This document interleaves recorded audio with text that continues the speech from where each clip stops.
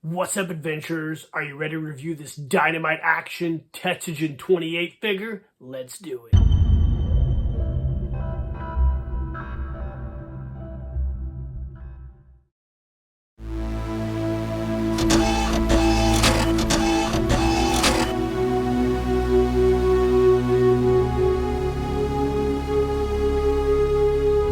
Keep living the adventure. Axis of Awesome. What is up, adventurers? Welcome to another Reviews Day. On this Reviews Day, we're going to be reviewing this cool Dynamite Action Tetsujin 28 figure. I just got this guy from Sendico auctions not too long ago, and I've been chomping at the bit to bust him out of the box and share him with you guys. And I think it's going to be awesome. So, like I said, I got this off Sendico auctions. Okay, I think I paid around $100 for this. These are pretty pricey. There's a couple other ones I'd really like to have, but they're pretty expensive. So I settled on this one. Now, we don't have... this is our first Tetsujin 28 action figure. We do have the Tetsujin 28 Shogun Wear or Jumbo Machinder figure, and it's freaking awesome. I did a restoration video of that, and some douchebag commented on that not too long ago and made fun of it for basically being a dust collector that has basically had no purpose and just kind of a shitty figure. And I'm like, well, bro, I'm gonna tell you what. Those Jumbo Machinder figures are going to hold their value way more and way longer than any G.I. Joe Classified or Marvel Legends figure.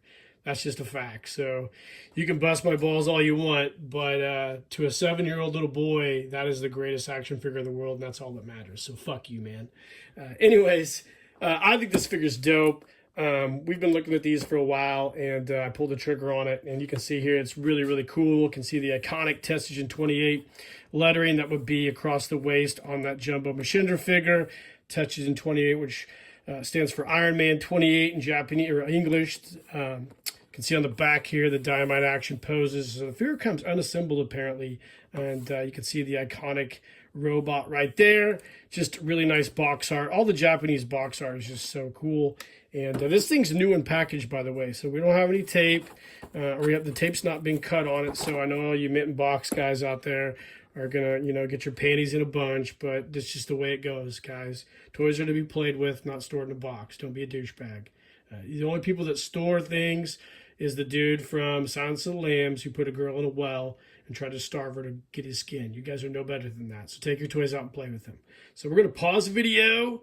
And we're going to pop this thing out of the box, take a closer look at it. Gang, so as we usually do in a lot of my reviews, but not all of them, here's an overhead view of the figure in his plastic coffin. So I guess the figure is assembled, which I thought was interesting. The back showed it wasn't, but we're going to find out. There's probably a reason it looked like that on the back. You can see here we get the really nice figure here. We have 6 hands.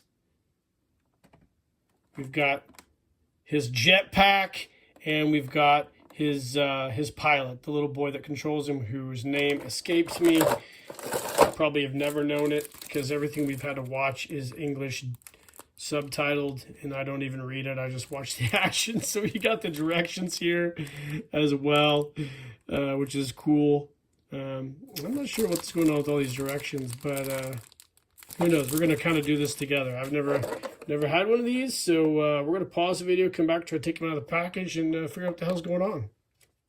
All right, gang, welcome back. So here is our Dynamite Action Tetsujin 28 figure out of his packaging, and this is a pretty cool figure. Let's move this out of the way so we can get a little bit better view of him. So the figure stands around 7 inches in height at the top of his mohawk, and this is a really interesting figure. So there's the little boy that controls him right there. You can see here he's got his little control module there. Pretty neat little figure, painted up, and put him off to the side here.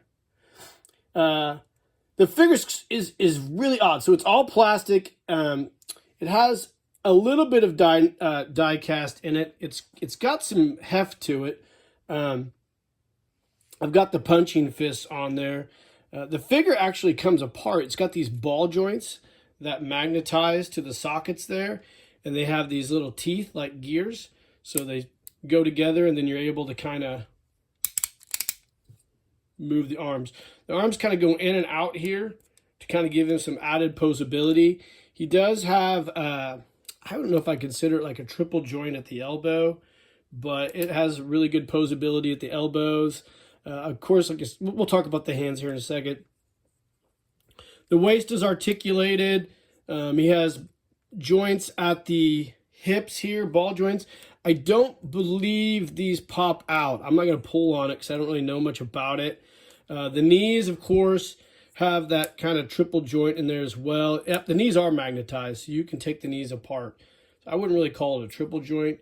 It has a joint that moves back and forth, but those are magnetized as well. And the feet have a ball joint, and they have toe articulation here. The head is actually on a nice joint. I think it might pop off as well. It's magnetized, I think. Pretty neat figure. On the back here, we've got the Tetsujin 28 jetpack, and it magnetically locks into place on the back of that figure as well here in that little joint, or little hole, excuse me. So it's a neat figure. Now, as I was going through and trying to check out the directions of this guy, which are all naturally in Japanese, I kind of tried to familiarize myself. Now, one of the coolest things you can do with your AI programs is you can take a picture of this and it will translate it all for you. So just keep that in mind if you guys are interested in doing something like that when you get these figures from overseas. So as I was going through the figure, I noticed it came with these it came with these little plugs. So the figure has these screw holes on the back, so you can take them apart, and those plugs are to put those in place to hide those screw holes. I'm not sure if I'll put those in there or not. We'll see at a later date. And he does come with different hand variations. Now, the one thing I don't like about this figure is the hand variations. The little ball socket that's on these, let's see if I can take this arm off and show you guys. So the ball socket is right here. And it's a hard plastic, and the hands are hard plastic as well. And I've put some oil on the ball sockets. I don't want to pop them in the ball all the way because I feel like these don't come out real well and they might break off. So I have not really tried to mess too much with that to get those in there. I don't want to break the figure or do anything like that because that was kind of expensive. But you can kind of work those in there. So you can put him back on there, and you can put his hand up like so. And we can put our little, our little control guy. Oh, that hand's not going to stay on there. Let's try it again.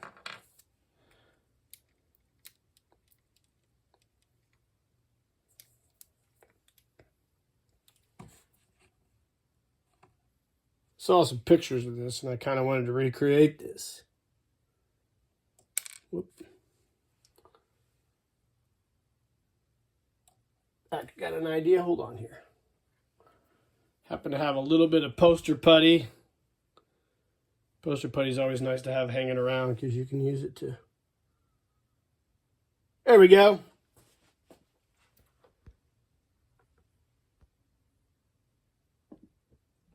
There we go. So we can pose him like that, which is probably how I'll do it on my desk at work. But I think it's a cool figure. It's very interesting the way it's made up, the way the articulation works, the magnetic features, and the limited, not unlimited posability. But overall, I think it's a pretty cool figure. Probably not worth what I paid for it, which, you know, that's really subjective.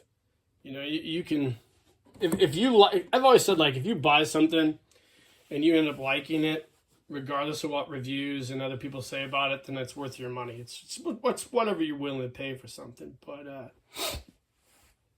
I think it's a cool figure. One thing I didn't mention is